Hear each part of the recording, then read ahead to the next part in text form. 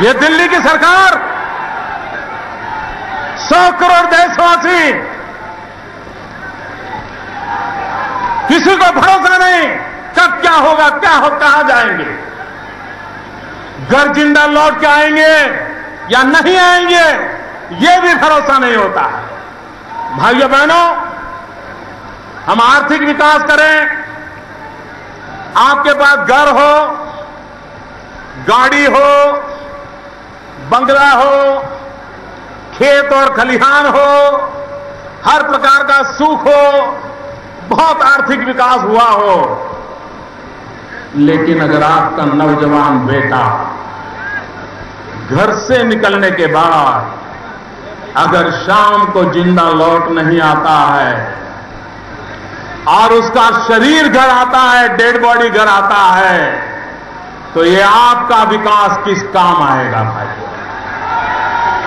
ये बंगला किसके काम आएगा? ये गाड़ी, ये खेत, ये खलिहान किसके काम आएंगे? आर्थिक विकास के साथ साथ सुरक्षा भी उतना ही महत्व रखती है। हर परिवार को सुरक्षा मिलनी चाहिए, हर परिवार को सुरक्षा मिलनी चाहिए। भाइयों बहनों, आए दिन देखिए आप, कहीं आतंकवादी बम धमाके करते हैं, कहीं माओवादी हमला कर रहे हैं। एक प्रकार से मौत का नृत्य चल रहा है और दिल्ली में बैठे हुए शासक इसके लिए कुछ भी करने को तैयार नहीं है। हम देखेंगे, समस्या गंभीर है, हम चिंतित हैं, हम कोई रास्ता निकालेंगे।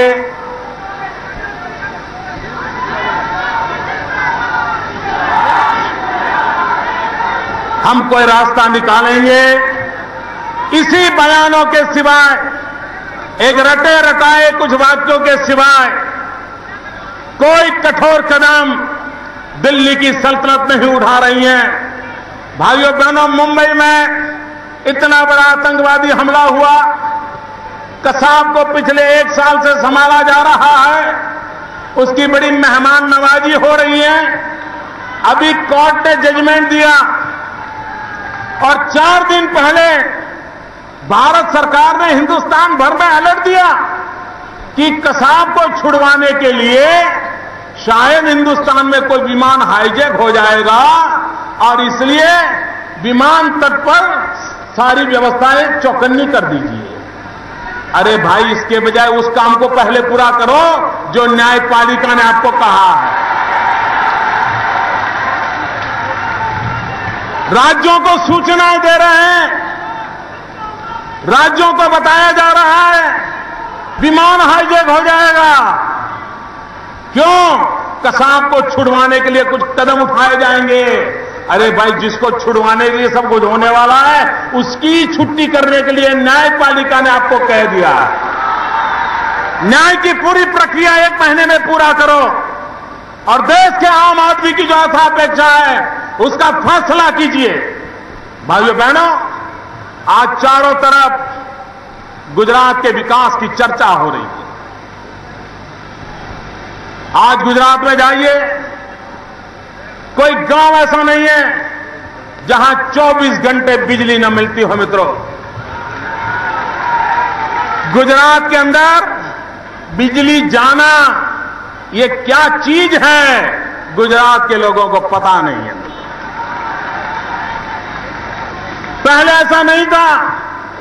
मुझे याद, मैं जो मुख्यमंत्री बना तब लोग मुझे कहते थे कि मोदी जी, कम से कम शाम को भोजन करते समय बिजली मिले, इतना प्रबंध कर दीजिए।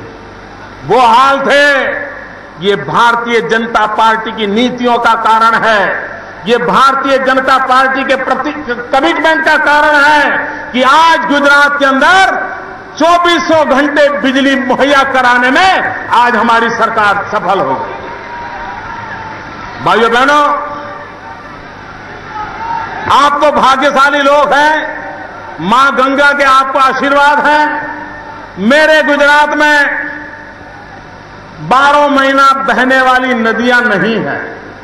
एक सिर्फ नर्मदा नदी है मेरे पास, जिसमें 12 मास पानी चलता है।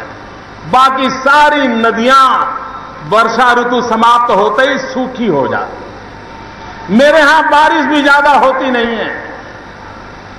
मेरे यहां अगर है तो रेगिस्तान है और पड़ोस में पाकिस्तान है। हमारे नसीब में वही है।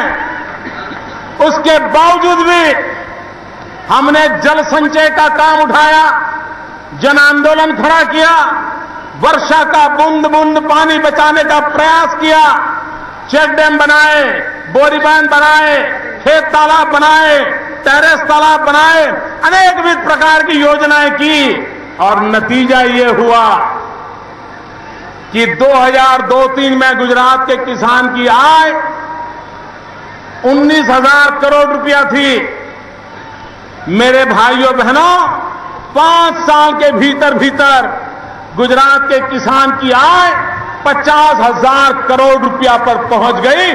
कृषि में क्रांति हो गई। मेरे राज्य में कपास की खेती होती है, कॉटन की खेती होती है। मेरे राज्य में 5 साल पहले 23 लाख गांठ कपास पैदा होता था।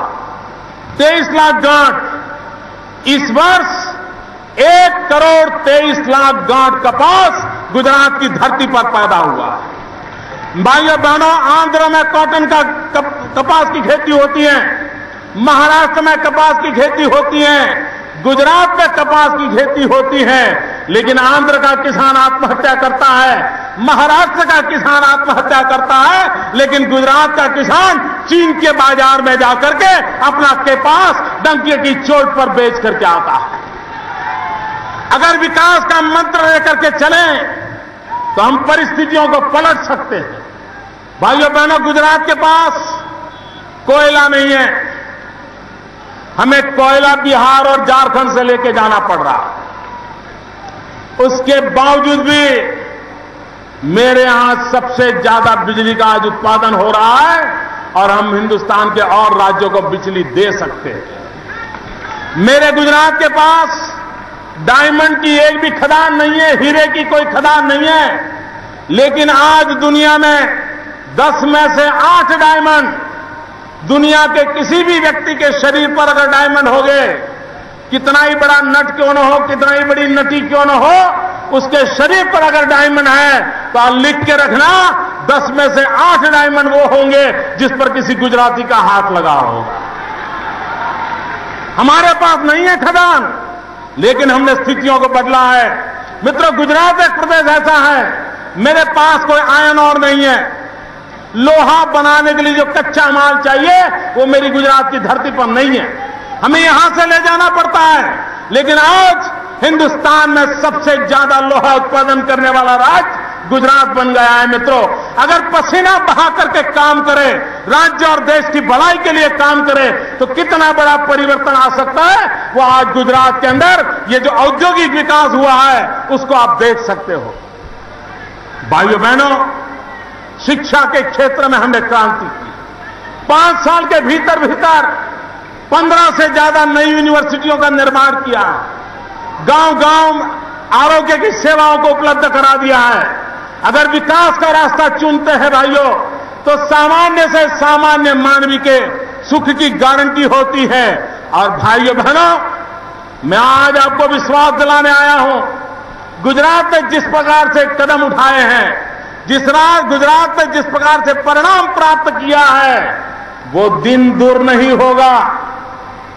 हिंदुस्तान की राजनीतिक दलों को वोट बैंक की राजनीति छोड़ करके विकास की राजनीति का रास्ता पकड़ना पड़ेगा और इसके लिए हम मजबूर करके रहेंगे। हम देश में वोट बैंक की राजनीति को उखाड़ फेंकने के लिए निकले हुए हैं। हम देश में विकास की राजनीति को प्रस्तावित करने के लिए निकले हुए लोग हैं।